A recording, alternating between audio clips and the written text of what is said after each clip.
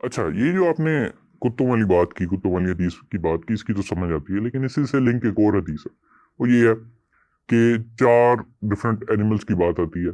کہ ان کو جیسے کرو ہے، سنیک ہے، لیزرڈ ہے، یہ ان کو مار دو جہاں سے بھی ملے، ان میں بھی نحوست ہے۔ اب کرو بیچارے میں کیا نحوست ہے، کیا نقصان پہنچا رہا ہے آپ کا کرو، جو آپ ایسے جانوروں کو بس مارنے چارنے پہ لگے ہوئے ہیں؟ لگتا ہے کہ مطلب اینیمل رائٹس کا ایک لحاظ سے تو بہت زیادہ ڈھنڈورا پیٹا جاتا ہے اسلام میں، لیکن دوسری طرف یہ جو کھلے عام جانوروں اور کئی مخصوص جانوروں کو مارنے کا بھی بہت اچھا بھلا حکم آتا ہے، کیا ایکسپلینیشن ہے اس کی؟ دیکھیں، شریعت کے اندر کسی جگہ پہ بھی جانوروں کو انکنڈیشنلی مارنے کا کہیں بھی حکم نہیں دیا گیا، نہ اجازت دی گئی ہے۔ میں نے آپ کے سامنے پچھلی حدیث کے اندر یہ بات کی تھی کہ نبی صلی اللہ علیہ وسلم نے بھی صرف اس کتے کو مارنے کا حکم دیا جو کتا نقصان دہ ہے۔ انہی جانوروں میں بھی عام طور پہ نبی صلی اللہ علیہ وسلم کے دور میں، جیسے آپ نے سانپ کی بات کی، اسی طریقے سے چوہیا کی بھی باتیں یعنی حدیث میں ذکر آتا ہے، اور مختلف جانوروں کا ذکر آتا ہے۔ ایز لانگ ایز وہ آپ کے لیے نقصان دہ ہیں اور آپ کو نقصان پہنچاتے ہیں آپ کے گھروں میں آ کے، اور آپ کی ایکسس ہے ان کو مارنے کی، تو آپ مار سکتے ہیں، اس کی اجازت ہے۔ لیکن اگر وہ آپ کو نقصان نہیں دیتے اور وہ اپنی جگہ پہ کہیں اڑ رہے ہیں، تو علماء نے اس بات کی وضاحت کی ہے کہ آپ کا دین آپ کو اجازت نہیں دیتا کہ آپ جا کے ان کو ڈھونڈیں اور ڈھونڈ کے ان کو ایکسٹنکٹ کریں، کیونکہ اللہ کے رسول صلی اللہ علیہ وآلہ وسلم نے جب کتوں کو مارنے کا حکم دیا تھا تو اس ٹائم صحابہ نے جب مارنا شروع کیا تو ایک وقت آیا تو ایسے محسوس ہونے لگا جیسے صحابہ جو ہے بالکل ہر کتے کو مار دیں گے، اور آپ نے کہا کہ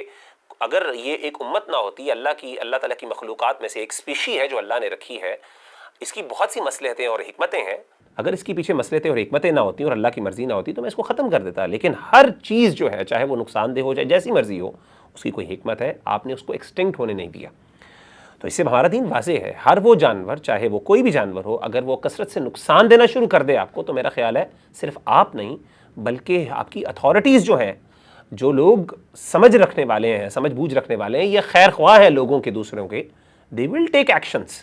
پریونٹیو ایکشنز لیے جائیں گے۔ بعض اوقات آپ کو کچھ جانوروں کو مارنا بھی پڑے گا کچھ دیر کے لیے، تاکہ ان کی وجہ سے جو ہارم پھیل رہا ہے اس کو روکا جا سکے۔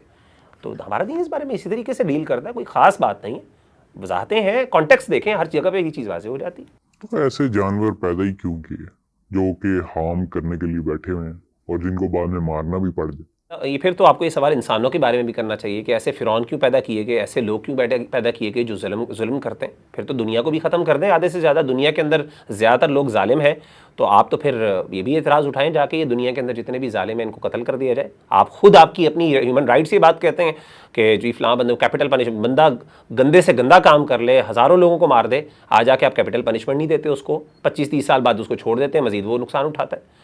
تو کہنے کا مطلب ہے اگر آپ نے انصاف، جانوروں، بیچارے جانور ہی ملے ہیں آپ کو جن کے یعنی جانوروں کے رائٹس کی بات آتی ہے، انسان آپ کو یاد نہیں آتے، تو ان کو بھی تو ذرا دیکھیں نا۔ تو دیکھیں یہ پوری ایک الگ بات ہے، اللہ تعالیٰ کی حکمتیں ہیں، اور اس کے بارے میں اللہ تقدیر کا ایک پورا کانسیپٹ ہے اسلام کے اندر۔ اللہ نے دنیا بنائی اس کے لیے ہے جہاں پہ شر اور خیر کی بحثیں لڑائی ہیں۔ اگر یہ شر اور بحث کی لڑائی یعنی نہ ہو تو پھر تو جنت میں رہنا تھا، ہمیں اللہ نے دنیا میں بھیجا ہی کیوں؟ جنت کافی نہیں تھی؟ وہاں پہ خیر، اور جنت میں الٹیمیٹلی جانا، وہاں پہ سب کچھ ختم ہو جائے گا۔